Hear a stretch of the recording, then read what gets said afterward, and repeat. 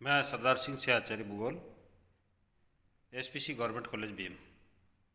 Good morning विद्यार्थियों। आज आपका टॉपिक है BA part second practical geography और उसमें आज पढ़ेंगे अपन चक्र आरेख, व्हील और पाई डायग्राम। जिस प्रकार किसी अन्य द्विमीय आरेख में वर्ग या आयत आदि का क्षेत्रफल दिया होता है और उसके अनुपात में उसको विभाजित कर दिया जाता है, ठीक ही उसी प्रकार चक्र आरेख या वर्तारेख या पाई डायग्राम, तीन नाम है इसके, चक्र आरेख, सर्कल डायग्राम, वर्तारेख या पाई डायग्राम में संख्या का कुल योग प्रकट करने वाले किसी वृत्त के क्षेत्रफल को उस संख्या के विभिन्न उपविभागों या घटकों या मूल्यों के अनुपात में बांट देते हैं। अतः इस आरेख को कभी कभी विभाजित वर्तारेख भी कहते हैं, डिवाइडेड सर्कल डायग्राम। वर्तारेख बनाने की जो विधि है बहुत सरल है और इसमें सुविधा अनुसार, अपनी इच्छा के अनुसार 4 सेंटीमीटर रेडियस का एक गोला आपको भरकर काटना है और फिर उसको डिवाइड करना है। डिवाइड किसके आधार पर? डिग्रियों के आधार पर इसको डिवाइड करना है। और इसके बाद इस आरेख में, यानी गोला जो है 4 सेंटीमीटर का भी ले सकते हो, 5 सेंटीमीटर का गोला भी ले सकते हो रेडियस का, 3 सेंटीमीटर का गोला भी ले सकते हो। तो अपने जिस तरह का जो कागज़ की आकृति है, साइज है, उसके अकॉर्डिंग आपको गोला लेकर बनाना है। और गोला बनाने के बाद में उसके उप विभाग आपको प्रत्येक के दर्शाने हैं। जैसे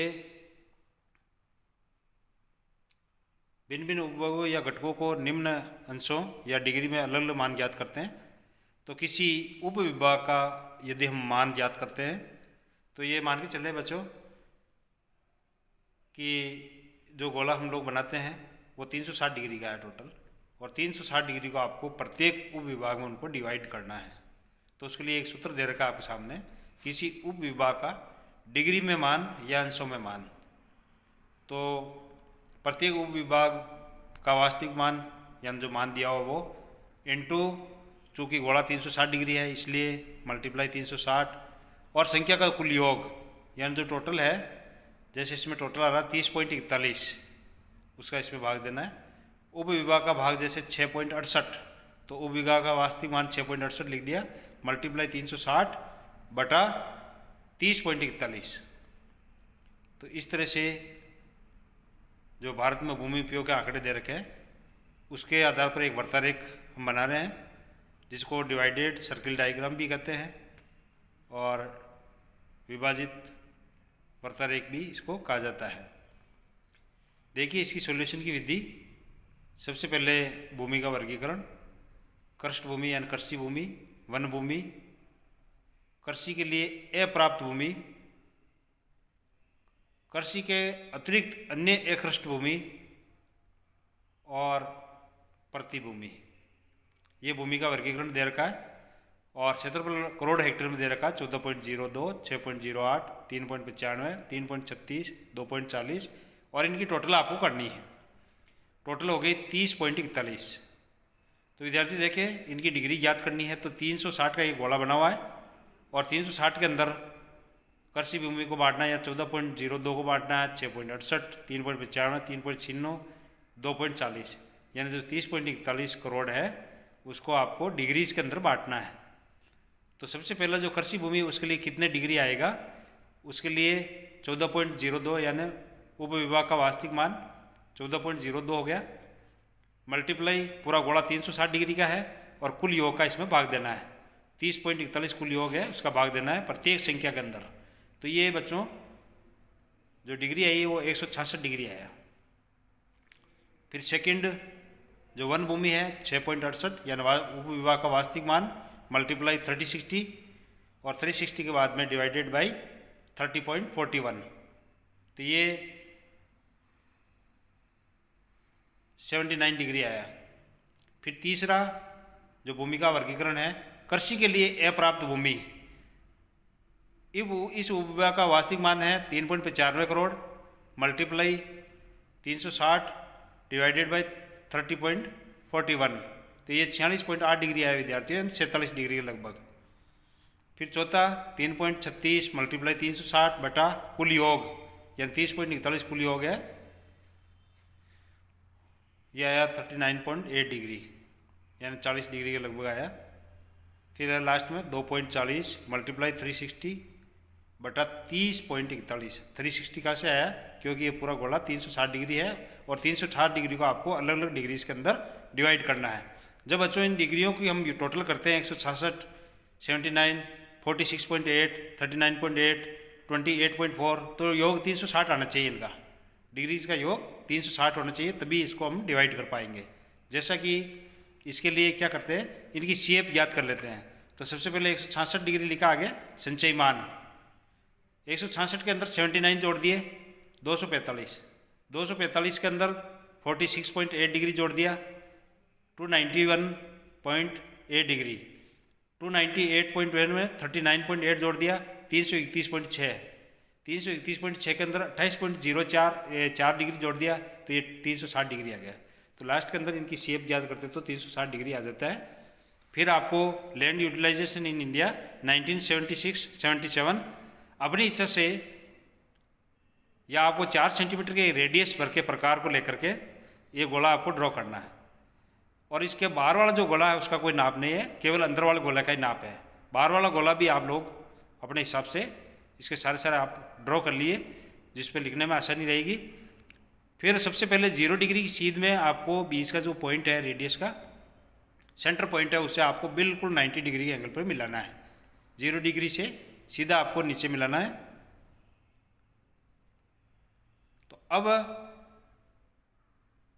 सबसे पहले जो डिग्री आपको दिखानी है,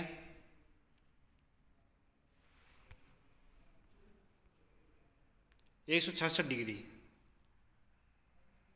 तो 0 की सीध में नीचे 180 है।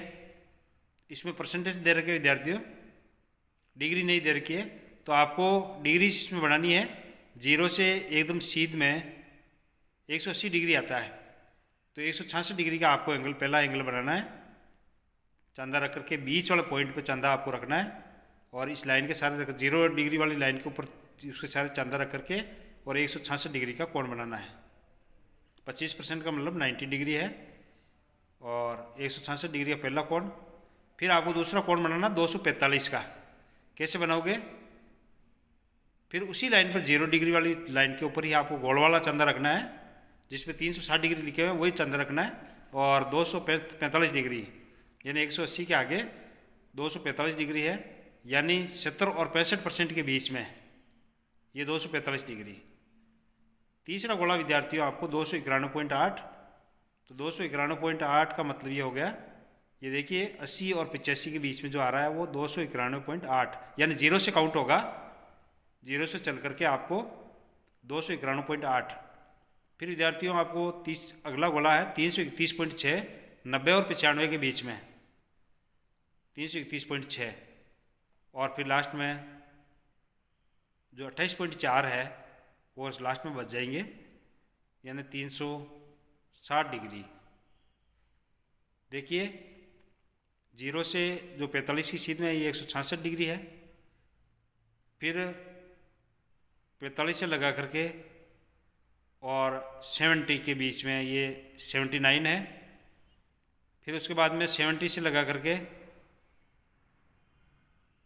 और फिर 80 के बीच में विद्यार्थी देखिए आप ये 46.8 है, फिर 80 से लगा करके और 95 के बीच में देखिए 39.8 डिग्री है ये, और फिर लास्ट में 90 से लगाकर और 0 के बीच में जो संख्या बची है वो 28.4 डिग्री है।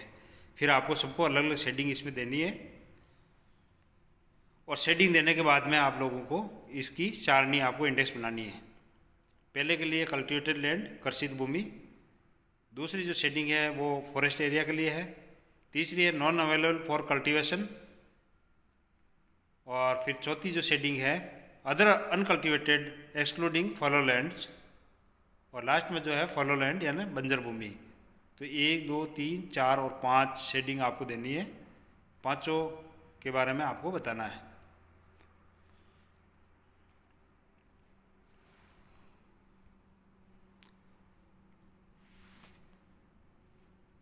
इस तरह से ये डिवाइडेड सर्किल डायग्राम विद्यार्थी आपके सामने है।